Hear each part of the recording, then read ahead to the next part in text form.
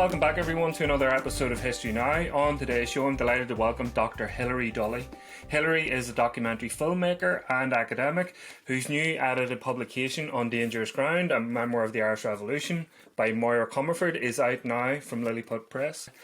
Hilary, thanks very much for joining me today. I've been reading the book over the last few days and really enjoying it. I'm thinking there's probably people out there who don't know her. Could you give us a bit of background on Máire Comerford, but more importantly, your connection with the Comerfords? Firstly, my connection with Mire would be through my husband, who's Mire's nephew. And I actually never met Mire because when I met my husband, she'd been dead for about 3 or 4 years. But I immediately was very intrigued with her because she left a lot behind, including this memoir, but also a very extensive archive and also a very extensive library of Republican books and a lot of Republican memorabilia. Mire was born in 1893 and she was born in Wicklow, but moved to Wexford after the death of her father. And then she went to do a secretarial course in London.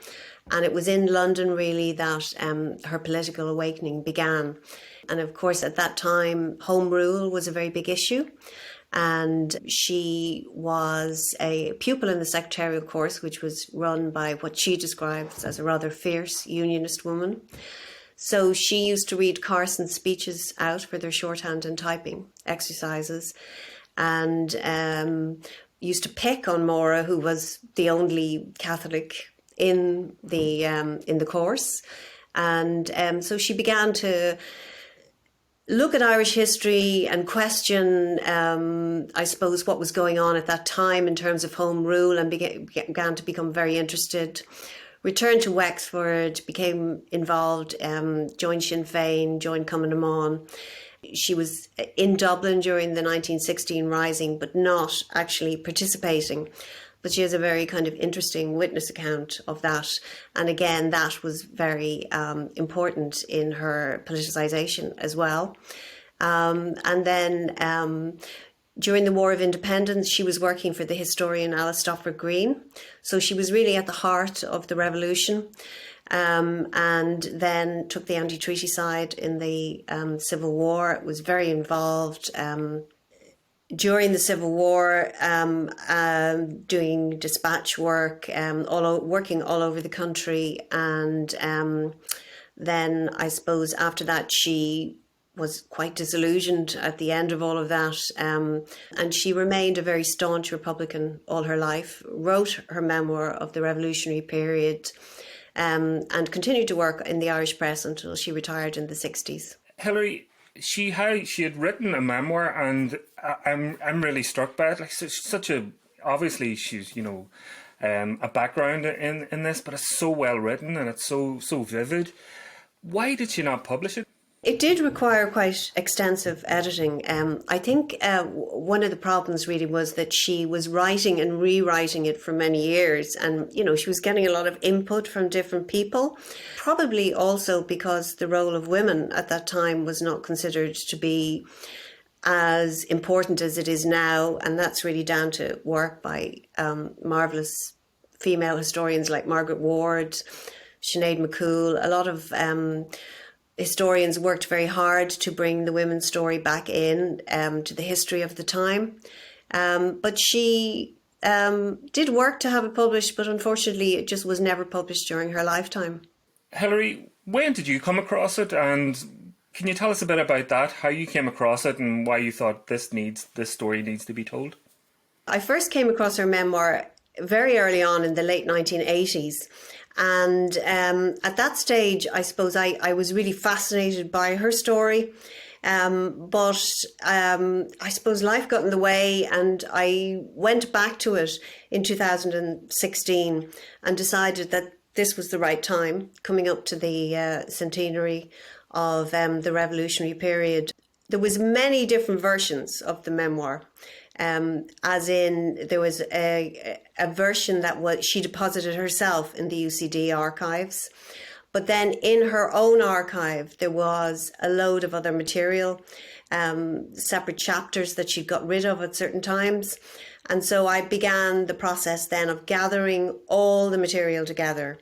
And then one of the probably weaknesses with it when she actually put it together was that it wasn't really in a chronological order. And I saw it as my job to tell her story, but also to try and tell the story of the period at the same time. So it was then a question of putting it into some kind of chronological order and making it flow, making the story flow, because her own writing, as you said earlier, is very vivid. She had a wonderful way of expressing herself. So it was really just a question of bringing it all together then and making it work as one story. Could I bring it back a few years first? You know, you've mentioned she went off to London, had a sort of political awakening. But would I be right in saying that when she came to work for the historian Alice Stopford Green, and that's, you know, when things really sort of solidified for her? Yeah, I think that was very important in her life. Alice Stopford Green lived in number 90 St. Stephen's Green.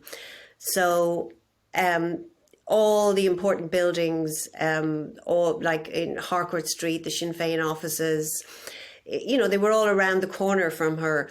And Alice Stopford Green was also, as would be described, a kind of hostess to the intellectuals. So she was very involved in writing Irish history, but she was also engaged in the politics of the day. So she would have been a very influential figure in terms of, you know, people like Michael Collins would have called in to see her. There was a constant flow of people connected to the revolution. So this gave Máire that kind of level of engagement. But at the same time, she was also engaged at street level. So she was organising for Cumann na mBan. So she would describe, you know, being at these dinner parties with all these very important people connected with the revolution. But like she would be sitting there thinking, when would she be able to get away on her bicycle and go and do her other work at street level? So I think that was why it was important, because she was working for Alice Stopford Green and connected at a high level in terms of the people she would have been involved with, but then she was also totally involved at street level as well. So I think that gave her a perspective that would be a very wide perspective. And it also allowed her, she did work for the Dáil publicity department, so she travelled all over the country as well. So she wasn't just in one place, she was moving around all the time. So I think the connection with Alice Stopford Green is very important in her story. Yeah. And, you know, you mentioned it earlier about the she didn't take part in the Easter Rising, but did we get a sense of how that impacted on her? Because as, you know, people probably understand, you know, you couldn't have been in Ireland at that point in that event not to impact you in some way. Well, I think for her, because she makes a point in her memoir that a lot of people, historians included, would have the opinion that it was the executions of the leaders which kind of mobilized people in a new way. And I think that was important, but she makes the point, and I think it's an interesting point, that it was actually the proclamation. What these people, what the leaders of the 1916 Rising were espousing for the country, the sense of this Republican ideal. And she would see that as being more important than actually the reaction to the executions. That it was this sense of, she would describe it as being something new, a document that, you know, made people think about the kind of society that they could have. And then she also makes the point about the year after the Rising, which a lot of people don't talk about, the anniversary of the Rising, which was primarily organised by women. And that kind of gave people a sense of, you know, rebirth, resurrection of ideals, and really mobilised like a large percentage of the population to become involved in the War of Independence. Yeah, so when she comes to work for Alice Stafford Green. You've mentioned where she was based and the people that she would have associated with. But she takes a trip with Alice Stafford Green and with Roger Casement's brother to Antrim and Derry in 1920, and that's a very turbulent period in the history of the island, and particularly in the north. Could you tell us a bit about her trip to the north? Yeah, well, like, first of all, I think Tom Casement is a fascinating character. I had never come across Tom Casement until I read about him in Moure's memoir. But she takes a trip with Alice Stafford Green and Tom Casement, and they go to stay in Cushendun with Gertrude Parry, who was Roger Casement's cousin. And I think it's an interesting chapter in the memoir because she talks about staying with people who were, well, she would describe them as nationalist Protestants. So they would at least have been in favour of home rule for the entire island. And during that period that she's there, there's a pogrom in Belfast, as there were many of those at that time. And she talks about the papers being hidden so that she doesn't, that she's not upset by it. They just sound like very decent people who she really enjoyed being in their company. And even though she said, like, even they wouldn't have gone the whole way with Roger Casement, but Gertrude Parry and Alice Stafford Green were both very involved during Roger Casement's trial. So I think it's a kind of fascinating look at her perspective of going north. And she talks also about passing through Belfast. And she had recently been at Bodenstown, and when she comes to Belfast and she looks out and sees all the Union Jacks flying like in unison, and she kind of gets across the whole idea of the different kind of perspectives that were at play at that time. And I think she also says during the memoir that for young people like her, who were involved in the revolution, that they actually found this kind of very fervent unionism hard to see as an internal problem in the country. They just didn't really take it possibly as seriously as they should have. It does come across really, really well that she's so passionate about this cause, but she's also passionate about the people who are involved in the cause. And once in passages where she's talking about the truce and then, the treaty, it's almost that she takes it, to me, it's almost she takes this to heart on a very personal level. It's a very adventurous time for her, but it's also a very heart-wrenching time for her. Would that be a fair assessment? Oh, I think the treaty was very heart-wrenching, yeah. Very heart-wrenching. And I think it's because they were mobilised in common cause and working together for independence.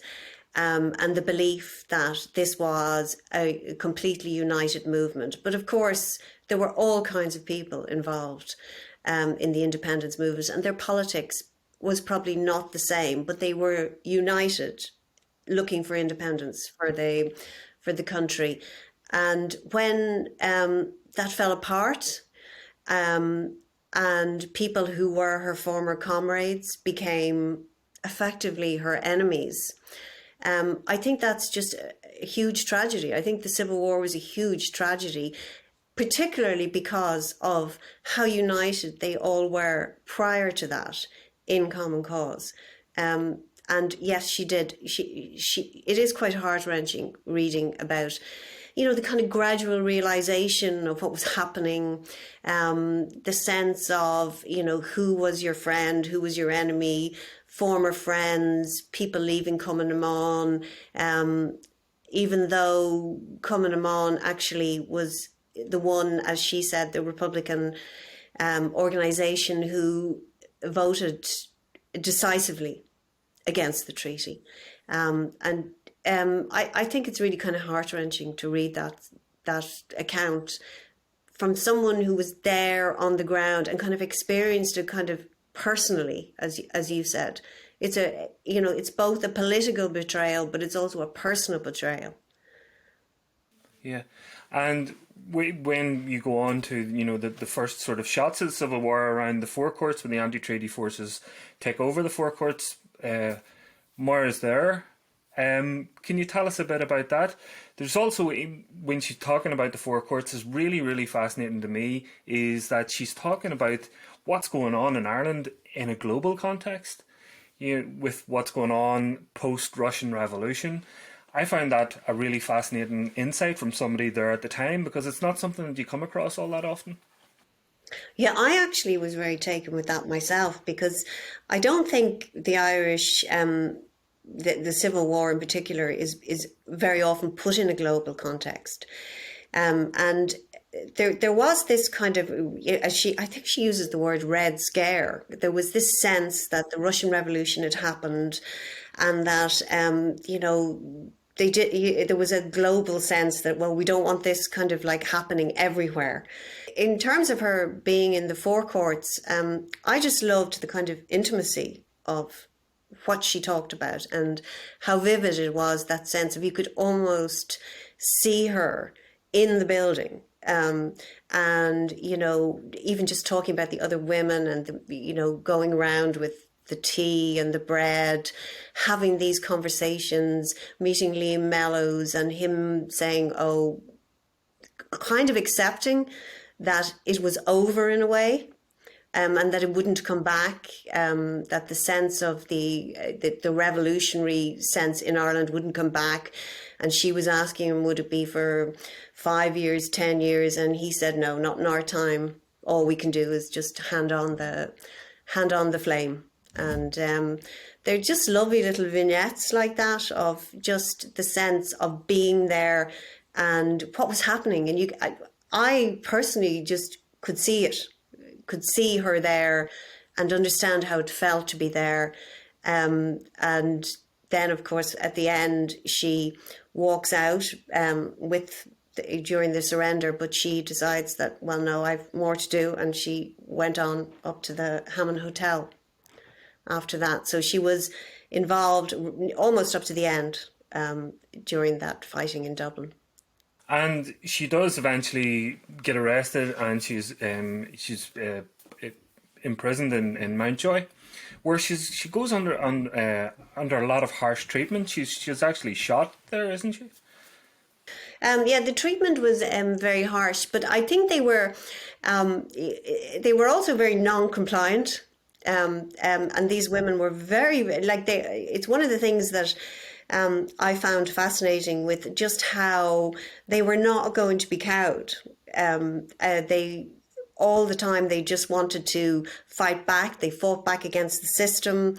They didn't want to be treated as criminals. They broke up furniture. They had sort of mini riots. They just were completely non-compliant with the system. And that continued on. Many of these women remained like that for the rest of their lives. They just were not cowed by the system. And I just thought that was really fascinating to read. That she had this great spirit, this determination, and this absolute belief in the rectitude of the cause of republicanism. She is sent to the United States after that, and she's there for, she goes away and she comes back to a completely different Ireland. So can you tell us a bit about the journey, what she was there for, and maybe how she got on, and what she found when she got back home? Yeah, well, she was sent by De Valera. She was carrying a dispatch, and then she went on to work as a speaker they were trying to raise money for the Republican prisoners, of which there were a large amount back in jail in Ireland. And she spent 9 months there. She went around to rallies, spoke, tries to raise some money. And then her journey there is kind of a fascinating read as well. Just the idea of trying to get false passports. She travelled as Edith Lewis, artist.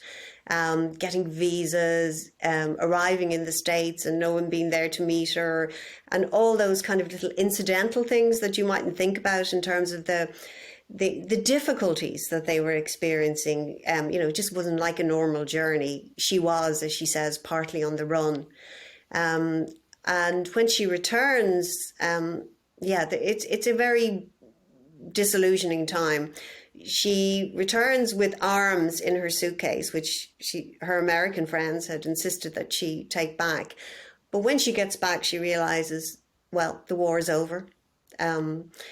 Sinn Fein have, as she describes it herself, they have decided to take the political route at that point, and that she is, because she didn't come out of the revolution with any resources. So she's effectively high and dry, really. And so she comes out of this period of intense activity, fighting for a cause, suffering what she describes as like a soul-crushing defeat, a political defeat and a military defeat. And she sets up a small kind of poultry farm on land lent to her by her friend Father Sweetman, who actually features in the memoir quite a lot. And then she has like 9 or 10 years of really, acute poverty. She just gets by. Her life is very isolated. She doesn't have much connection with very many people. And really, the salvation is that she gets this job in the Irish press in 1935. And that allows her to return to Dublin and return to a kind of a more public life in some ways. She has some kind of financial security, but she uses her position just to continue her Republican work. So even though she had that long period of being like really out in the wilderness, as soon as she gets back, she's back in there. She never gives up the fight. She has a really long sort of standing relationship with De Valera, and she eventually works for the Irish press, which was very tightly aligned to De Valera. But can we talk about once she comes back and you have the anti-treaty Sinn Fein, they continue on but don't take their seats, and then of course De Valera splits from them to form Fianna Fáil. How did that impact her? Well, I spent a lot of time going through her archive trying to find some writing about what she actually thought about De Valera, because she didn't actually ever say what she thought about him. And I think the assumption was always that De Valera knew about her very poor circumstances and may well have had some part in, providing this job in the Irish press.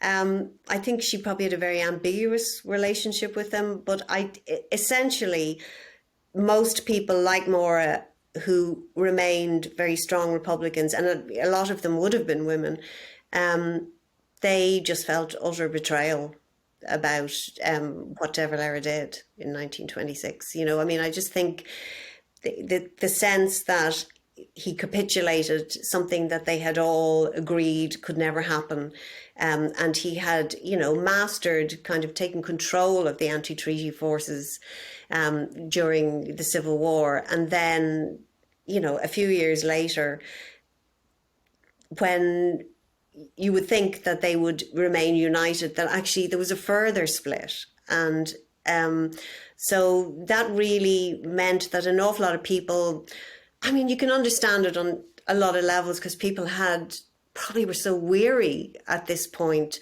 and saw an opportunity to be part of politics again, to be part of the running of the state, the new free state, and just decided, well, look, it's better to be in than out. And that's an argument that people will, in politics, it's better to be on the inside than the outside. But for people like Máire, it was something they would not, they continued to espouse the Republican cause. And even though Sinn Fein became a very weakened organisation, she never really lost faith. She still felt that it was something to be fought for. And that's why throughout her life, right up to her death.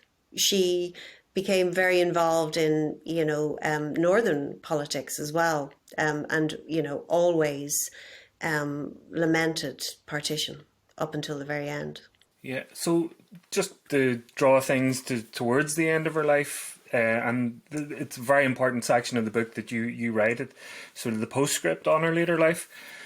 The first time I actually ever came across Moira was in the interviews that she did with Kenneth Griffith. You interviewed the likes of Moira, Tom Barry, people like that, and she's very forthright, and that was only a few years before her death. So can we talk about her activism up until her death? She kept right from the early years, from maybe 1915, 16, up until her death. She kept everything. So she has a very, very extensive archive.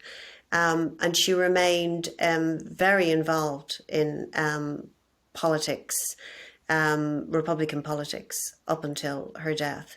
So she was involved in the Anti-Partition League, in the Wolfe Tone Society, and she's huge. There's an awful lot of correspondence with prisoners in Long Kesh from the 1970s.